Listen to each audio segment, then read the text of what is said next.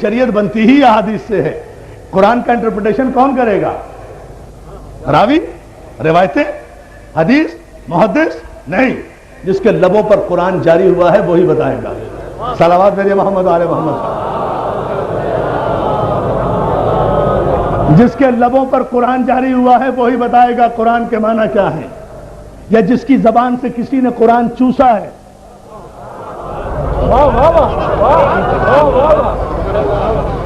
مسلمان بھائی بڑے ٹھنڈے دل و دماغ سے میں کمپیوٹرائزڈ فگر دے رہا ہوں، سٹیٹسٹک دے رہا ہوں. اور تمام علماء نے یہ لکھا کہ مسلمان ہونے کے فوراً بعد چلے گئے بحرین، 2 سال وہاں گزارے تو 9 ہجری ہو گئی. 10 ہجری میں حضور کا حج آخر، 18 ذی الحجہ کو واپسی غدیر خم میں ہے نا. اور 18 ذی الحجہ سے 18 محرم 1 مہینہ، 18 سفر 2 مہینے، 28 سفر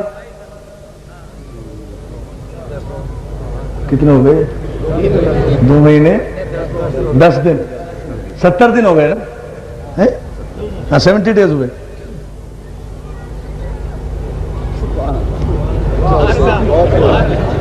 سیونٹی ڈیز تو یہ گزارے حضور کے ساتھ تسلیم. 2 سال بحرین میں گزارے.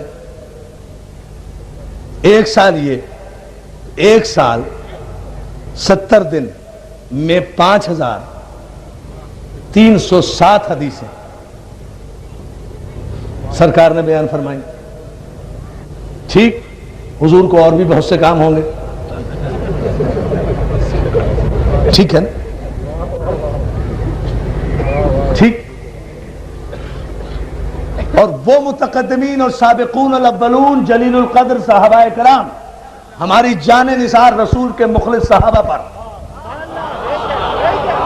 ہمارے ماں باپ قربان رسول کے اطاعت گزار صحابہ پر، یہ ہمارا ایمان ہے. اور ہم اس منبر پر منافقت کے عادی نہیں ہیں. سبحان اللہ، سبحان اللہ. ہم جو بات کہتے ہیں وہ دل کی گہرائیوں سے کہتے ہیں. ہماری جان نثار رسول کے مخلص صحابہ اکرام پر، ہم سے زیادہ صحابہ اکرام کی تعظیم کوئی کر ہی نہیں سکتا.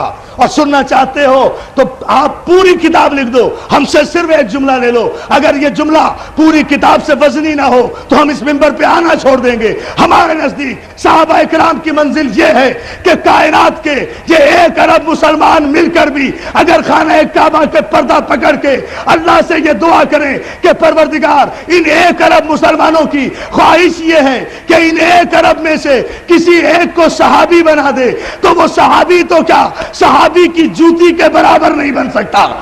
توجہ ہے نا اذان محترم؟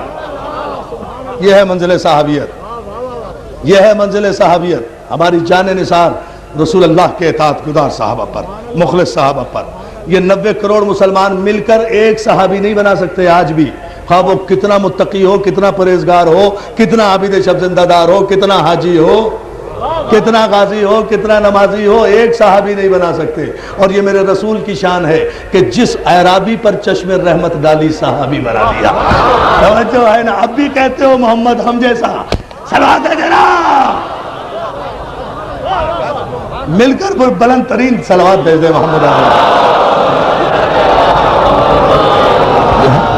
گفتگو اس معراج پر، لیکن یہ جملہ ذرا سا ایسا میں کیا کروں کہ دامن وقت گنجائش بڑی کم ہوتی ہے کہ یہ ایک عجیب منزل ہے اور منزل فکر ہے. اسے دیکھنا چاہیے کہ فتح خیبر کے بعد، مسلمان ہونے کے بعد کتنا عرصہ صحبت سرکار ختمی مرتبت میں گزارا اور 5000 سے زیادہ حدیثیں دی. اور وہ سابقون الاولون صحابہ اکرام کہ جو شروع دن سے رسول اللہ کے ساتھ رہے، جنہوں نے 23 برس جلوت میں خلوت میں ہر مقام پر حضور کے ساتھ گزارا. کسی سے 314 حدیثیں، کسی سے 212 حدیثیں، کسی سے 178 حدیثیں.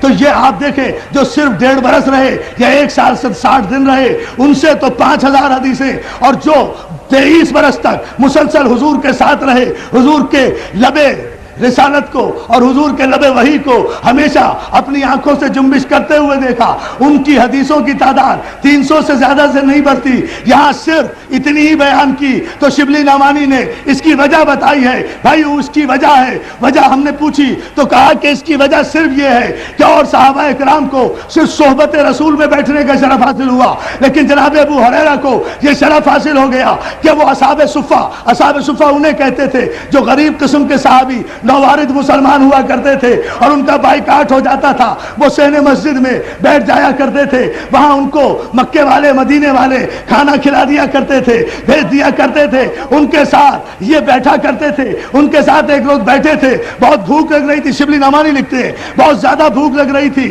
بہت زیادہ بھوک لگ رہی تھی کہ اچانک ایسے میں حضور کا گزر وہاں سے ہوا. حضور تو تھے ہی غریب پرور, یتیم پرور, اصحاب صفہ کے پاس آئے, سب کے سر پر دست شفقت پھیرا, ان کے ساتھ بیٹھے, لیکن جناب ابو ہریرہ کو دیکھ کر کہا کیا بات ہے, تمہارے چہرے پر کچھ نقاہت ہے, کچھ کمزوری ہے؟ کہا حضور کچھ بھوک لگ رہی ہے. ابھی اتنا ہی کہا تھا کہ تھوڑی دیر کے بعد کوئی شخص نظر کا دودھ کا پیالہ لے کر آیا, اس نے حضور کو دودھ نظر کیا, حضور نے ایک گھونٹ دودھ کا پی کر, یہ شبلی نعمانی کے لفظ ہے, روایت ان کی ہے, ہم مانے نہ مانے مگر استدلال تو کر رہے ہیں نا عزیزان محترم, استدلال کی منزل پر کہہ رہے ہیں. دودھ کا پیالہ ایک گھونٹ حضور نے دودھ پیا اور وہ دودھ کا باقی پیالہ جناب ابو ہریرہ کو دے دیا. شبلی نعمانی کہتے ہیں یہ حضور کے چھوڑے ہوئے دودھ کا پینے کا اثر تھا کہ جس دن سے وہ دودھ پیا تھا اس دن سے ان کا ذہن کمپیوٹر بن گیا تھا, جو کچھ حضور فرمایا کرتے تھے وہ سب یاد ہو جایا کرتا تھا. میں نے کہا تسلیم, میں نے مان لیا, 5000 نہیں میری جان قربان, رسول کے لبوں سے مسوئے دودھ کو جو پی لے اگر اس کا ذہن کام نہیں کرے گا تو پھر کس کا کام کرے گا؟ مگر خدا کے لیے انصاف تو کرو, جو حضور کا جھوٹا دودھ پی لے اس سے 5000 حدیثیں لیتے ہو, اور جو خانہ کعبہ میں حضور کی زبان چوسے اس سے شریعت نہیں لیتے.